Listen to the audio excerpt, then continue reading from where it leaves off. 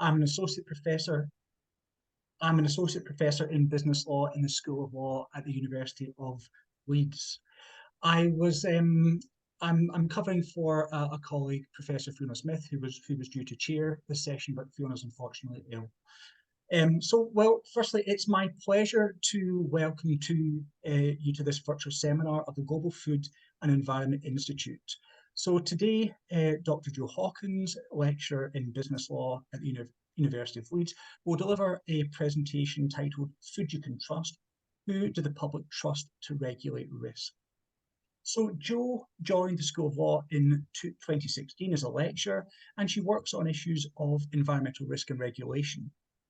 She's interested in regulatory decision-making processes and democratic rights, public participation, as well as public perceptions and public trust in the context of this. So, as you may know, the Global Food and Environment Institute is an interdisciplinary research community which brings together members from across academia, industry, and public policy to work on the integrated challenges of food security and climate change. For further information on the Institute, please visit the GFEI website. That's www.leeds.ac.uk/global food. So this seminar series is part of a series of seminars, so please do check the chat function of Zoom, and you could see various links to Eventbrite, the website, and our Twitter feed for more information. So before I pass over to Jo, I'd just like to remind you of the seminar etiquette. So firstly, please ensure your cameras and microphones are switched off for the duration of the seminar. The presentation will take around 20 minutes, during which please use the chat function addressed to everyone with your questions. At the end of the presentation, there'll be a 10-minute Q&A session, and we will collate questions from the chat function. We can then put those to Jo. If I can just remind you that the seminar today is being recorded, and that recording will be made available via YouTube. So without further ado, it's my pleasure to pass you over to Dr. Jo Hawkins. Thanks very much, Colin, and thank you everybody for coming along to listen to this talk today. So, as Colin said, I'm going to be talking to you about public trust in the context of risk. So when we're dealing with food, whether it's food safety, novel foods, inevitably we're dealing with issues of risk. And so the thing that I'm going to focus on today is looking at trying to build an understanding of who the public trust when it comes to making decisions about risk. So trust is really important when we're dealing with risk because it can reduce complexity and uncertainty, and it can give a basis on which the public can have confidence in the decisions that are being made.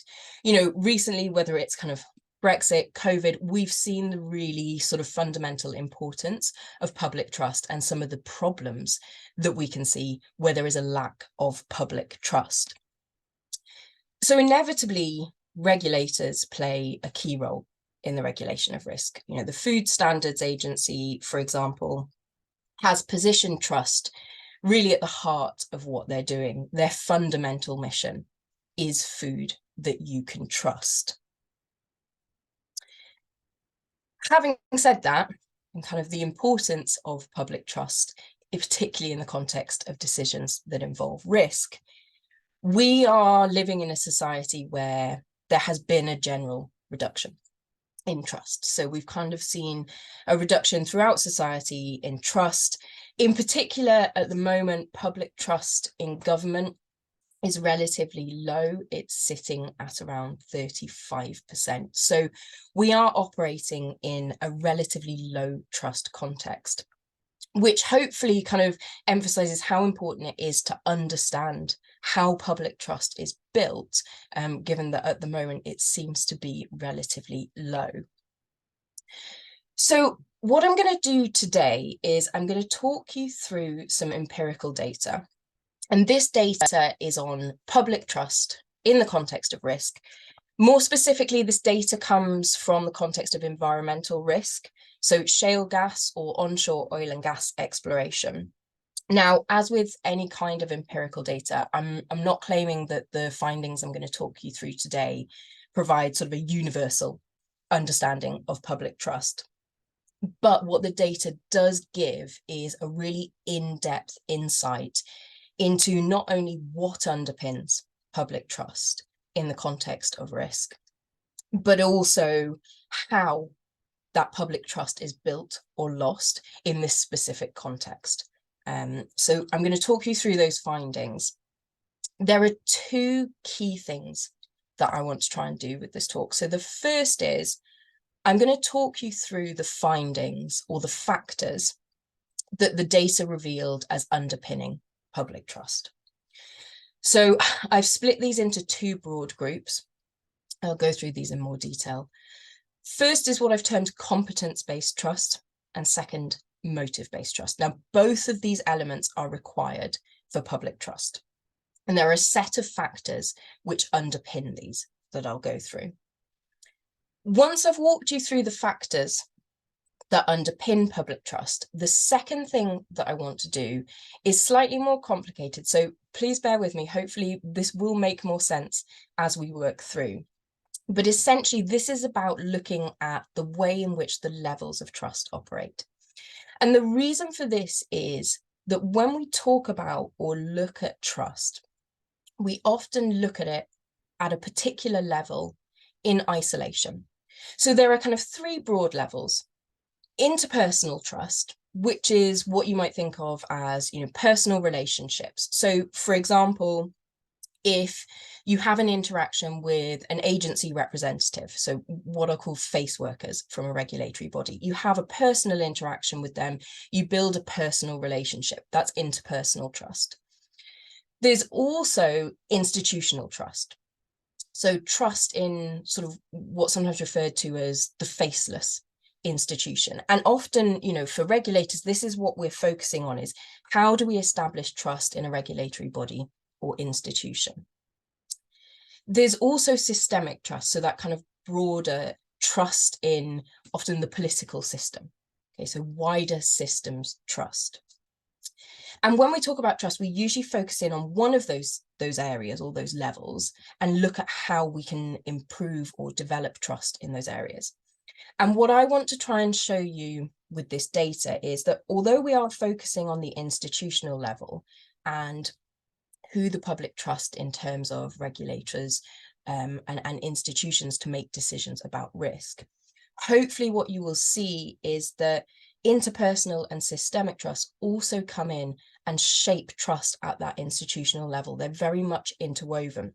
So we can't look at them in isolation. We have to take a more holistic view of how trust is built and try and understand how those different levels are interacting and how that is shaping public trust. Unfortunately, that makes it quite messy. So it's what I've kind of referred to as the web of trust, because there's all these strands interacting and not necessarily in sort of a particularly straightforward way. Okay, so first thing I said I wanted to do was to talk you through the factors that underpin public trust. And like I said, I've split these into competence-based trust and motive-based trust. So starting with competence-based trust, essentially, when my interviewees were talking about who they trusted to make decisions about risk, the key thing for them was that they were competent. Okay, and this was about their perceived ability to protect the public from risk. And for my interviewees, this essentially revolved around whether or not the decision maker had relevant expertise. So whether that was coming from qualifications or experience, what interviewees wanted to see was relevant expertise. So that kind of, it's almost like a gateway. It narrows down the pool of people that will be trusted to make decisions about risk. And that initial gateway is, do they have the relevant expertise? So you can kind of see from these quotes here, interviewees sort of making comments such as, I prefer to put my safety in the hands of qualified people. Another interviewee sort of very explicitly saying, we want experts, we want people who know about these things. So this kind of first entry level, in order for the public to trust a decision maker, they must be competent. And for my interviewees, this was about them having the relevant expertise. However, that was only an entry point. So it narrowed down the initial pool, but it was crucial that decision makers also fulfilled these motive-based trust criteria. So not everybody from that initial expertise or competence pool would be trusted. They also needed to fulfill the motive-based trust criteria. And so this was about willingness to protect the public from risk.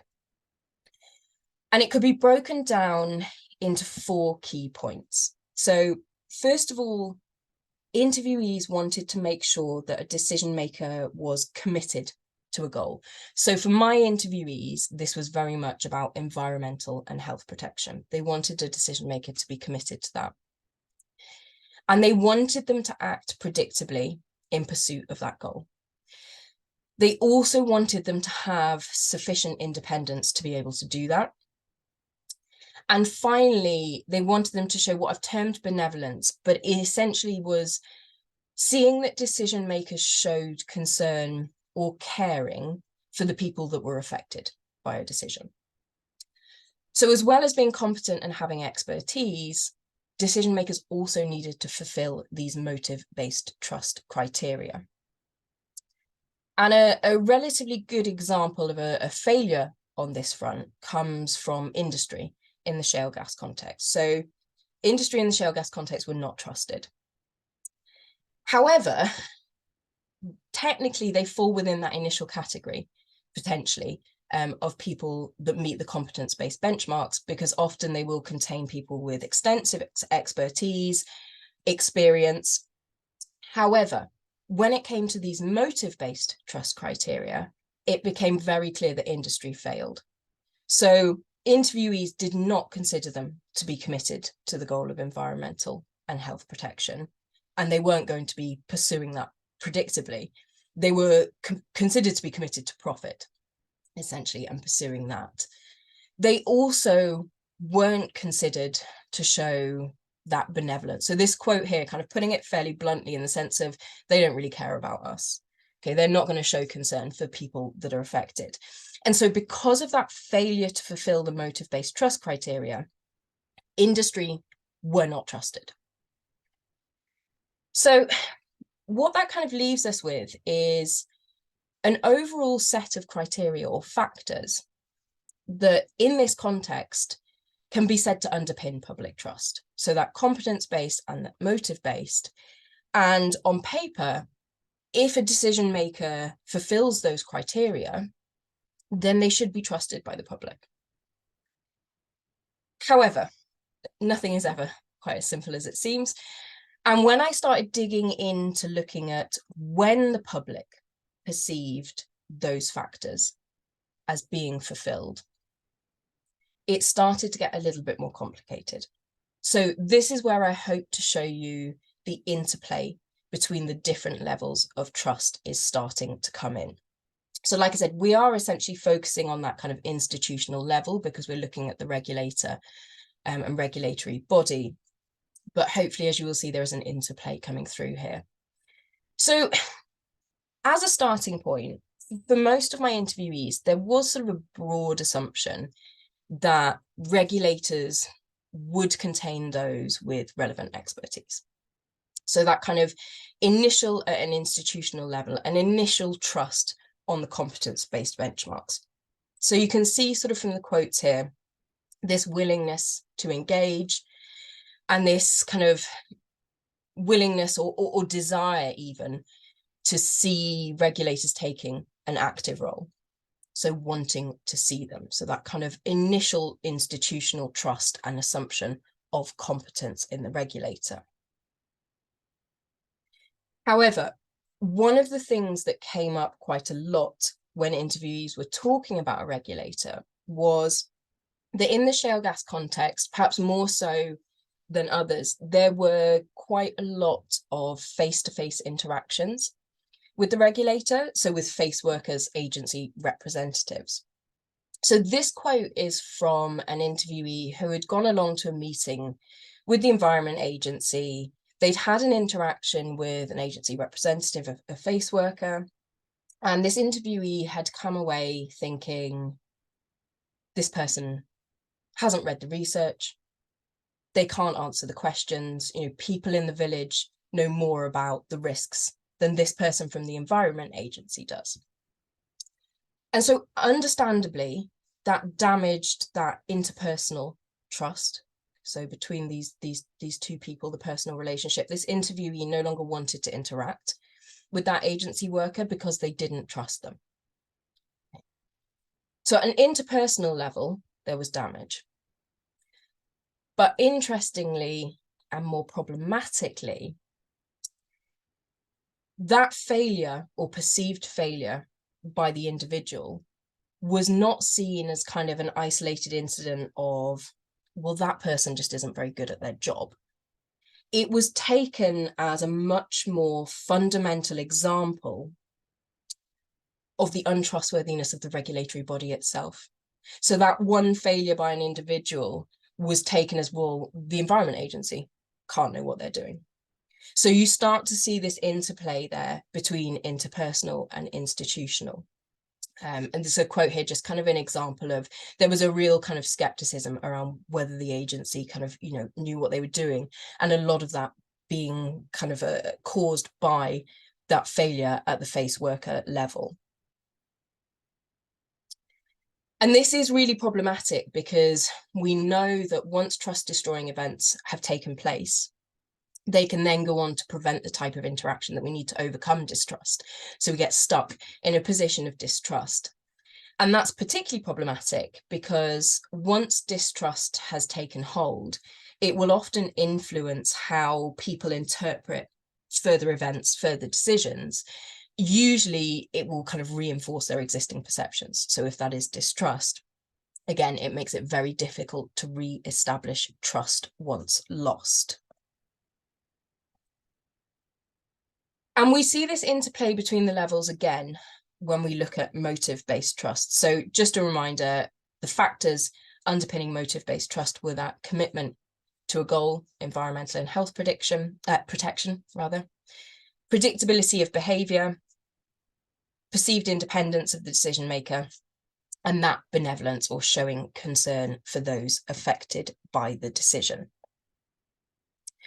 So again, we saw in this context that interpersonal or face worker interaction was at play in shaping public perceptions of motive-based trust at the institutional level. So this quote came from an interviewee who had gone along to a meeting with the Environment Agency, and they had some concerns or questions about the environmental impacts, and they were made to feel really silly for the questions that they had asked. They described it as the meeting sort of being, you know, there, don't worry your head about it, dear.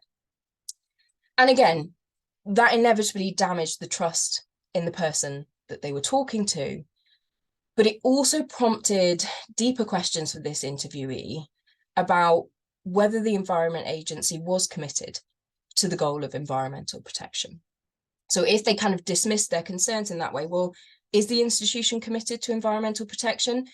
And they don't seem to be showing concern or caring for us as a community who are affected by this decision. So damage there to two sort of really crucial elements of motive-based trust, resulting in damage to trust in the institution and the regulator itself.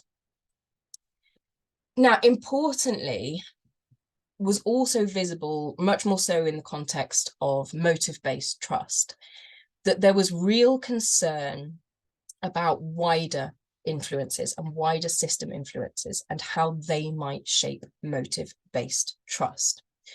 So this very much focused for interviewees around the issue of preemption. So when these interviews were done, there was a really strong policy in favour of shale gas development. The government were sort of saying things like, we're going all out for shale. And so there was a real concern amongst interviewees that even if they thought the purpose of the Environment Agency and their underlying motive was to protect the environment, they were concerned that that higher level policy pressure would preempt lower level decisions by bodies such as the Environment Agency and prevent them from maintaining their commitment to that goal. So the pressure to develop shale would prevent them from being committed to environmental protection it would prevent them from acting in an independent way because they were subject to that higher policy pressure. And it might prevent them from showing concern or caring for communities, because to do so might contradict the policy to essentially get the shale out of the ground.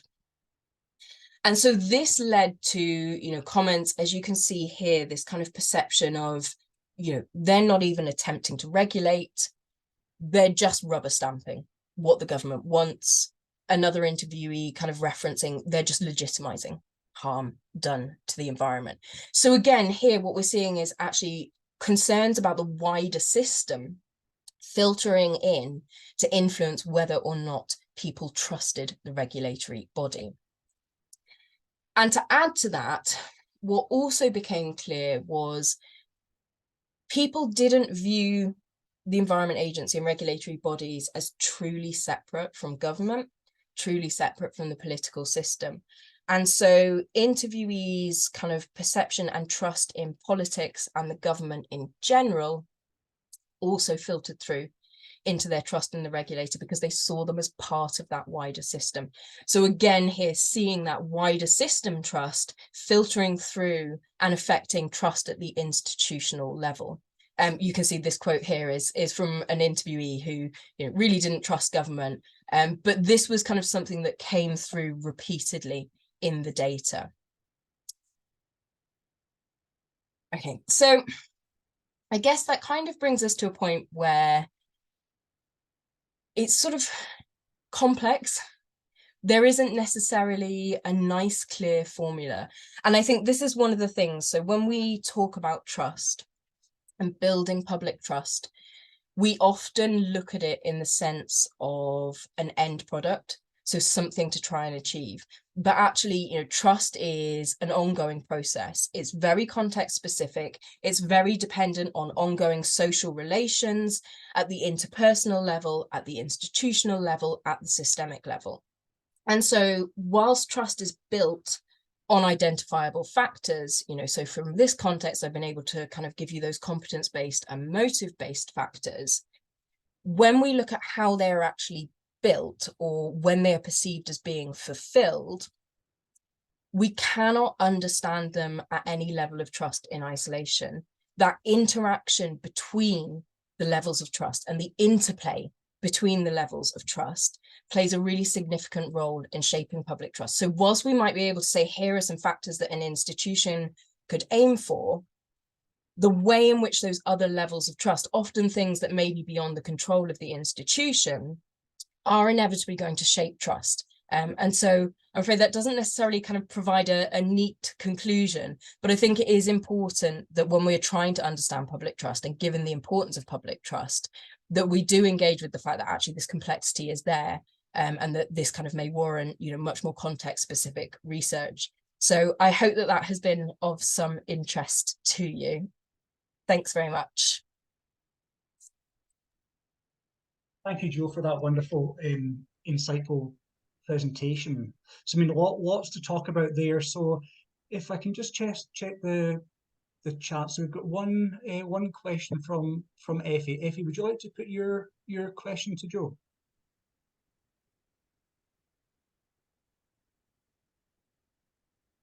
Okay, I can maybe just put it to you, Jo. So Effie has asked, did you come across any bias in, sorry, one word is unfortunately covered at the moment, bias in people. So did you come across any bias in who people trusted more or less, so in terms of race, gender, age? So I suppose the question is dealing with bias and trust. Yeah, so this is an interesting one. So the first thing I'd say with that is that when I collected this data, I sort of expected that the people that responded may well be anti-shale gas or anti-fracking. That might cause sort of some kind of bias in terms of the responses I got. But actually, when I went back and looked at it, it tended to be quite an even split between sort of pro, anti, and actually quite a big group that was sort of ambivalent. In terms of who they trusted, in terms of age and gender, there wasn't a wide variation. So what I would say is the clear thing was that industry were out. There was nobody from my entire sample trusted the industry. Attitudes to the Environment Agency varied. And so data from this came from 4 sites in the north of England and 1 in the south of England. and they'd seen varying stages of development. And often actually kind of, as I mentioned, where there had been more interaction with Environment Agency, it actually often caused more damage than areas perhaps where there had been less of that personal interaction. So I hope that answers the question.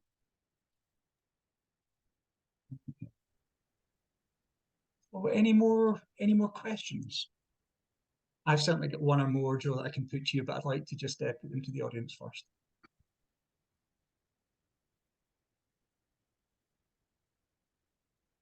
Okay, so Jo, I might just put my question to you, and just maybe we'll just to, so people, well, most people will just get thinking. I was interested. It was clear for both of the components of trust, competence and motive-based, perception of trust was important. And I think in one of the slides you talked about the assumption of expertise. So I suppose my question relates to this relationship between assumption and perception, and effectively what's kind of driving that assumption. You know, we're assuming the regulators have expertise because there's a regulator, but did you get any insights into what's kind of driving these types of assumptions? Yeah, so it's a really interesting point actually what underpins that, and I don't actually have a useful answer on that in terms of, you know, why people assume that. It tended to just be based on they are a regulator dealing with this, they should have relevant, should, I suppose, being the assumption.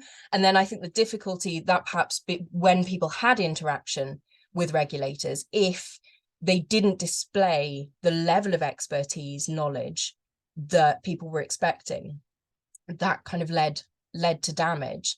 I think the point about kind of perception is really important as well. So I didn't kind of go into it in this talk, but there was also a sense when interviewees were talking about competence, it wasn't just about objective competence. So are you qualified? Do you have experience?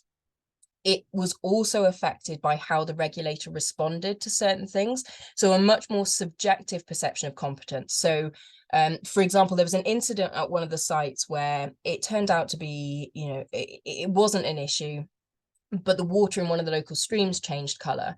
And they called the Environment Agency, and the Environment Agency didn't respond or didn't come. And that was perceived as a failure in competence because interviewees expected that somebody would come, and that they expected somebody, you know, with relevant expertise would come and look at that. And so there was kind of that split as well between objective competence of are you qualified, and that subjective competence of here's what I expect you to do as a regulator, and if you fail to do this, then I no longer consider you to be competent. Thank you, Jo. So we've got a couple more questions. So one from Tom. So Tom has asked, do you think that bodies should be addressing this complex web of interactions head on in order to increase trust? How do you think agencies should go about doing this? Yeah, so I think it's a really difficult one. And I think this is kind of the caveat in terms of, you know, when you're looking at public trust, the temptation is always to rebuild. And trying to do that, it's never going to be a quick fix. It is going to take a long time. And it isn't necessarily ever going to be perfect because your trust is an ongoing process. Things will shift. I think what I would say in terms of kind of giving something a little bit more concrete is those factors that underpin trust. So there is other research that has found sort of very similar factors underpinning trust in other contexts.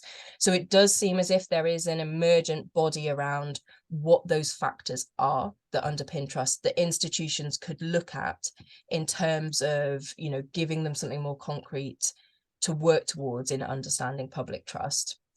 But like I said, you know, some of those elements of that web are beyond institutions' control, and it is perhaps more about acknowledging that, and that there isn't necessarily an easy fix. There are steps that we can take to try and build trust, but that trust is operating kind of within that wider system.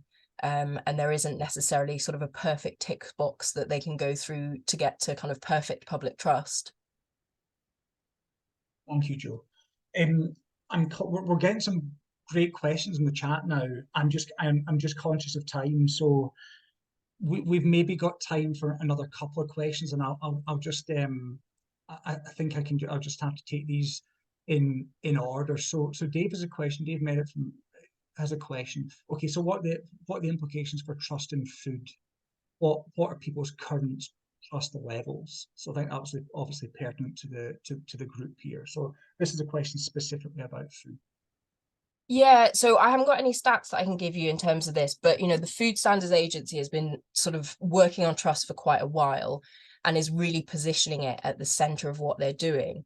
And you know, particularly with kind of, as I said, food safety, novel foods, and their role as a regulator, understanding public trust for them and their role, I think, is something that kind of it is really important.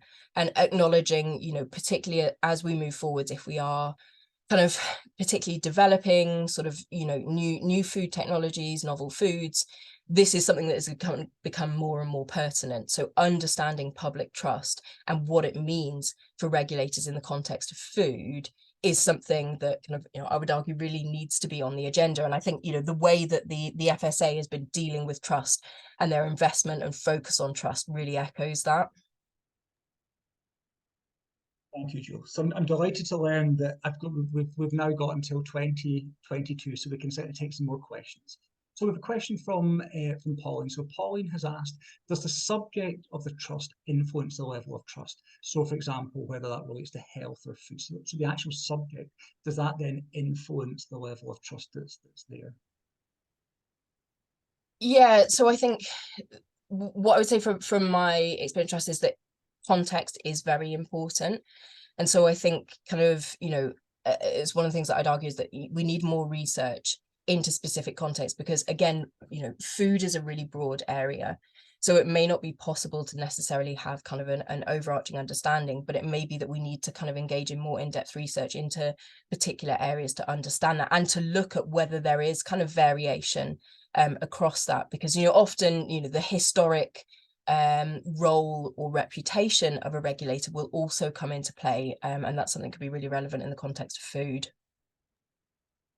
Thank you, Jo, and that kind of links kind of perfectly into Iona's question. So Iona's a historian, and what Iona's interested in is going to change over time. So Iona's question is, what did people draw on their memories of kind of previous incidents, experiences, kind of going back to previous regulators, etc., or even to a time when there were fewer such bodies. So I suppose that links perfectly to what the kind of point that you last made, Jo. So did that come up, this idea of kind of trust changing over time and memories? Yeah, so not necessarily over huge time periods, but one of the things that came through very clearly was a lot of these sites were located in agricultural areas where food growing was kind of the predominant industry. And farmers in the area had quite a lot of repeat interaction with the Environment Agency in the context of other things. So, for example, there's issues around lots of kind of flooding and water pumping in one of the areas. And so one of the farmers hadn't had any interaction with the Environment Agency in the context of shale, but they had a lot in the context of this water pumping. And that experience had been very negative. And so even though it would probably be a completely different team and a completely different set of people, they moved on the basis of, well, they didn't know what they were doing with the water pumping. They were useless. How on earth are they going to know what they're doing in the context? So there was that shift over between different areas and experiences from different contexts, sort of in local areas. So kind of what I'd say is sort of local discrimination based on past experiences. So yeah, I think that kind of that history and those memories are really important. Thank you. So a question from William. So William makes a point, the valid point, well, that the Environment Agency kind of stripped of staff over the last 10 years, almost kind of working to a skeleton level. I mean, did this come up in any data, and was that reflected in the level of competency, the level of trust? Yeah, so this again came up, so similar to sort of concerns over preemption affecting the ability of the regulator to meet those motive-based factors. There was also real concern over the fact that resources might stop them. So they might want to be committed to protecting the environment and showing concern for locals, but they just simply didn't have the resources to do it. And therefore they weren't able to kind of meet those benchmarks, and therefore that damaged trust in the agency. So yeah, resources was something that did come through quite strongly as well. Thank you, Jo. So, I mean, I think we've got, I mean, there's no more questions in the chat, but I mean, I kind of, I suppose we could just make a last call for maybe one last question for Jo.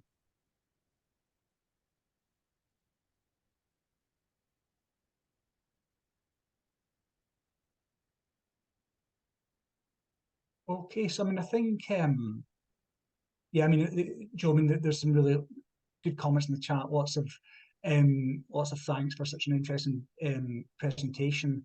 And I think you know, we've kind of had some great questions there. So I think it's just now time to thank you, Joe, for such a wonderful presentation.